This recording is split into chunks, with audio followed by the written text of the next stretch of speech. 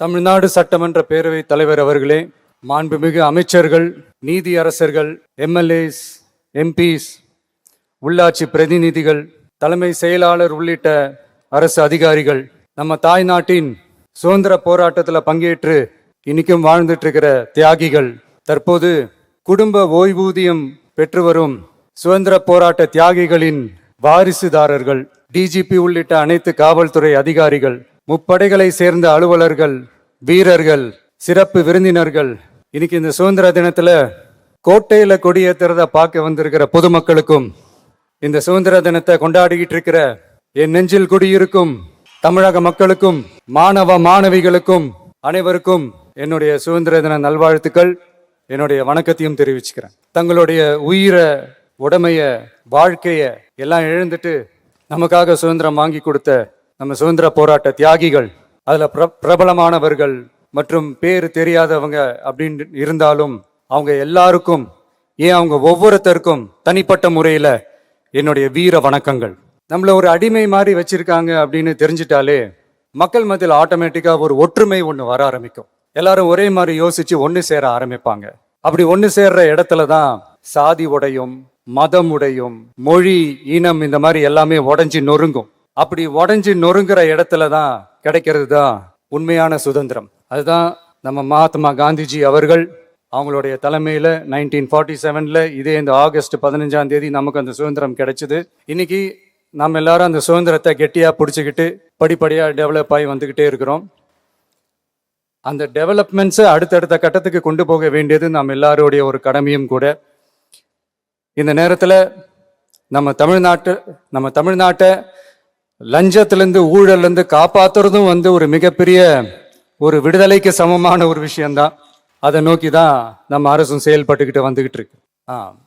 இந்த 386 ஆண்டு பழமையான இந்த கோட்டையில இங்க மேல ஏறி வந்து இந்த 80வது சுதந்திர தின நாள்ல நம்ம நாட்டோட தேசிய கொடியை ஏத்தி வச்சு இன்னைக்கு இந்த விழாவில் என்ன பேசவும் வச்சிருக்கிறீங்க. அதுக்காக உலகம் முழுவதும் இருக்கிற என்னுடைய தமிழ் சொந்தங்களுக்கும், தமிழ்நாட்டு மக்களுக்கும், ஜென்சி இளம் சிங்கப்படை தோழர்களுக்கும் என்னுடைய மனமார்ந்த நன்றியை தெரிவிச்சுக்கிறேன். பிறப்புக்கும் எல்லா உயிருக்கும் அப்படின்ற ஒரு மிகப்பெரிய ஒரு கோட்பாட்டை அடிப்படையா வச்சுதான் நம்ம தமிழ்நாட்டை லஞ்ச லாவண்யமற்ற, போதைப் பொருள் கலாச்சாரம் இல்லாத, பெண்கள் பாதுகாப்பு, சமூக நீதி அடிப்படையில ஒரு வெளிப்படையான, ஒரு உண்மையான, ஒரு நேர்மையான ஒரு நிர்வாகமா இதை நாம செயல்பட்டுக்கிட்டு வந்துகிட்டு இருக்கிறோம். பொது வாழ்வுல சமரசம் இருக்கவே கூடாது.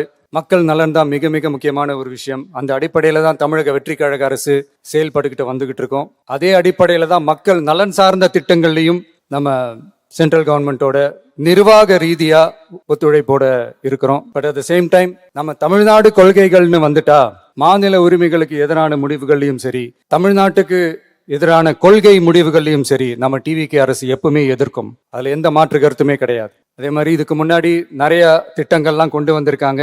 அதுல எதெல்லாம் மக்களுக்கு யூஸ்ஃபுல்லா இருக்கிற மாதிரி திட்டங்கள் இருக்கோ அதெல்லாம் கண்டினியூ பண்ணிக்கிட்டு தான் இருக்கிறோம். ஃபார் எக்ஸாம்பிள், ஜெயலலிதா மேடம் கொண்டு வந்த அம்மா உணவகம் திட்டம், அது இன்னும் மெருகேற்றி கண்டினியூ பண்ணிக்கிட்டு தான் இருக்கிறோம். அது மாதிரி காலை உணவு திட்டம், அதையும் இன்னும் விரிவுபடுத்தி 6th ஸ்டாண்டர்ட்லேருந்து 8th ஸ்டாண்டர்ட் வரைக்கும் அதையும் விரிவுபடுத்தி வர செப்டம்பர் 17 பெரியார் அவர்களுடைய பிறந்த நாள் அன்னைக்கு அதை தொடங்க இருக்கிறோம். ஸோ நம்மளுடைய அரசு, உங்களுடைய அரசு இந்த 3 மாசம் ஆகுது.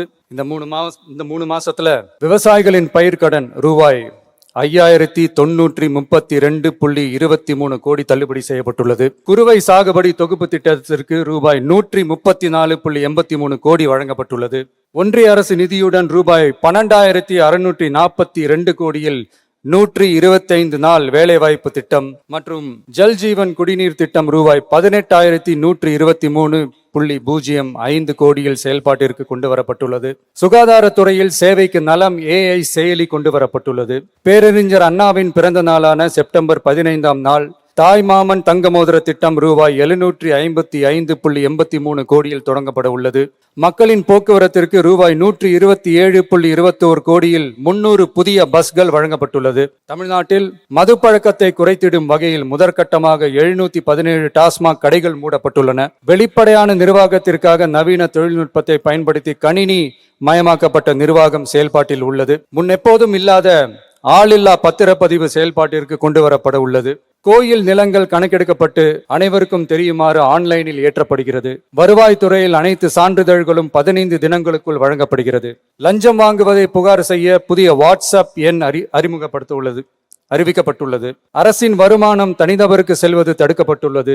அனைத்து துறைகளிலும் லஞ்சம் ஊழல் ஒழிக்க தொடர் நடவடிக்கை எடுக்கப்பட்டு வருகிறது. கனிம பயன்பாடு முறைப்படுத்தப்பட்டு நவீன தொழில்நுட்ப உதவியுடன் விநியோகிக்கப்படுகிறது.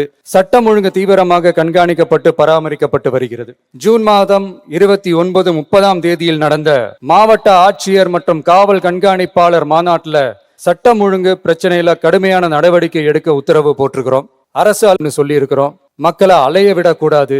கோரிக்கைகளை நல்லபடியா ஆராய்ஞ்சி சரியான வழியில தீர்வு தர சொல்லி இருக்கிறோம். சுதந்திர போராட்ட தியாகிகள் தங்கள் உயிரை தியாகம் செஞ்சு கிடைச்ச சுதந்திரம் மிக சிலருக்கான சுதந்திரமா மட்டும் இல்லாம ஒவ்வொரு இந்திய குடிமகனுக்கும் சுய மரியாதை, சம உரிமை, சம வாய்ப்பு மற்றும் கண்ணியமான வாழ்க்கையை வழங்கும் உண்மையான மக்கள் சுதந்திரமா இருக்கணுங்கிறதே எல்லாரோட மிகப்பெரிய எதிர்பார்ப்பா இருக்கு. அதை நிறைவேற்றுற பொறுப்பும் நம்மளோடது தான். தமிழ்நாட்டு மக்களோட இணைஞ்சு தமிழகத்தை இந்தியாவின் முன்மாதிரி மாநிலமாகவும் உலக அளவில் வளர்ந்த நாடுகளுக்கு இணையா தமிழ்நாட்டு பொருளாதாரத்தை 2036 ஆண்டுக்குள் $1.5 trillion உயர்த்திட நாம உறுதியேற்போம். மக்களே, எல்லாரும் ஓட்டு போட்டுட்டோம். உங்க அண்ணனை, உங்க தம்பிய, உங்க பிள்ளைய எல்லாரும் ஜெயிக்க வச்சு முதலமைச்சரா ஆக்கிட்டோம். அதனால நம்ம கடமையெல்லாம் முடிஞ்சிருச்சுன்னு சொல்லி யாரும் ஒதுங்கி போயிடாதீங்க. இனிமேதான் நீங்க நம்மளோடவே கூடவே இருக்கணும். உறுதியா நம்ம அரசோடவே கூட இருக்கணும். அப்பதான் உங்களுக்காக இருக்கிற எல்லா நல்ல திட்டங்களையும் என்னால செயல்படுத்த முடியும். 8 கோடி பேரோட அந்த பிரதிநிதி தான் முதலமைச்சர் பதவின்னு சொல்லுவாங்க. அதனாலதான் சொல்றேன், மக்கள் தான் ஆட்சியாளர்கள். இங்க நானு எல்லாருமே, அங்க இருக்கிறவங்க எல்லாருமே மக்களோட சர்வன்ஸ். அப்படிதான் நான் அதை பாக்குறேன். ஸோ வாங்க எல்லாருமா சேர்ந்து நம்ம கடமையை சேர்ந்து செய்வோம். நம்ம அரசுக்கு எதிரான சக்திகளையும் சரி சதிகளையும் சரி முறியடிப்போம். நீங்க எல்லாரும் நம்மளோட இருக்கும்போது எனக்கு வேற என்னங்க கவலை? நல்லதை மட்டுமே நோக்கி நகருவோம். அப்படி நல்லதை மட்டுமே நோக்கி நகரும் உங்க அரசு உங்களுடைய எதிர்பார்ப்புகளையும் உங்களுடைய கருத்துக்களையும் மனசுல வச்சுக்கிட்டு தான் நல்ல சிறிய புதிய அறிவிப்புகளை அறிவிக்க இருக்கிறோம். அதுல ஒரு சிலதை மட்டும் இங்க நான் படிக்கிறேன். 1, தாய்நாட்டிற்காக தன்னலமற்ற தியாகம் செய்து நமது நாட்டின் பாதுகாப்பிற்காக அரும்பாடுபட்ட முன்னாள் படை வீரர்களின் நலன் கருதி அவர்களது 2 மகள்களுக்கும் வழங்கப்படும் திருமண நிதி உதவி 25,000 ரூபாயிலிருந்து 50,000 ரூபாயாக உயர்த்தி வழங்கப்படும். 2, மாற்றுத்திறன் கொண்ட முன்னாள் படை வீரர் மற்றும் அவர்களை சார்ந்தோர்களுக்கு வழங்கப்பட்டு வந்த மாதாந்திர நிதியுதவி 5,000 ரூபாயிலிருந்து 7,000 ரூபாயாக உயர்த்தி வழங்கப்படும். 3, மாநில அரசால் விடுதலை போராட்ட வீரர்களுக்கு வழங்கப்பட்டு வரும் மாதாந்திர ஓய்வூதியம் 23,000 ரூபாயாக உயர்த்தி வழங்கப்படும். 4, மாநில அரசால் விடுதலை போராட்ட தியாகிகளின் குடும்பங்களுக்கு வழங்கப்பட்டு வரும் மாதாந்திர குடும்ப ஓய்வூதியம் 12,500 ரூபாயாக உயர்த்தி வழங்கப்படும். 5, வீரபாண்டிய கட்டபொம்மன், முத்துராமலிங்க, விஜய ரகுநாத சேதுபதி, மருது சகோதரர்கள் மற்றும் வ.உ. சிதம்பரனார் ஆகியோரின் வழித்தோன்றல்களுக்கு வழங்கப்பட்டு வரும் மாதாந்திர சிறப்பு ஓய்வூதியம் 11,500 ரூபாயாக உயர்த்தி வழங்கப்படும். இவற்றிற்கான அரசாணைகள் அரசால் வெளியிடப்பட்டுள்ளது. I once again extend my respectful greetings and salute the people of Tamil Nadu who has broken the caste and religious considerations, rejecting money and muscle power, and gave us an overwhelming support to establish people-centric and social justice government. We are on a mission mode to achieve corruption-free government. We want our people to develop zero tolerance towards corruption. And we appeal to the officials and the people of Tamil Nadu to make our state corruption-free. இன்னைக்கு இந்த விழாவில் பரிசு வாங்க போற, பாராட்டுகளை வாங்க போற, விருதுகளை வாங்க போற அனைவருக்கும் என்னுடைய வாழ்த்துக்களை தெரிவிச்சுக்கிறேன். இந்த விழாவை ரொம்ப அழகா ஏற்பாடு செஞ்ச பொதுத்துறை செயலாளர் அவர்களோட சேர்ந்து அலுவலர்களுக்கும், காலையிலேயே பிராக்டிஸ் பண்ணி சிறப்பான பரேட் நடத்திய காவல்துறை நண்பர்களுக்கும், இந்த விழாவை ரொம்ப பாதுகாப்பாக நடத்திய காவல்துறை அதிகாரிகளுக்கும், ஊடகத்துறை நண்பர்களுக்கும், சமூக ஊடகத்துறை நண்பர்களுக்கும் என்னுடைய மனமார்ந்த நன்றியை தெரிவிச்சுக்கிறேன். கான்ஃபிடென்ட்டா இருங்க, நல்லதே நடக்கும், வெற்றி நிச்சயம். மீண்டும் சந்திக்கும் வரை நன்றி, வணக்கம்.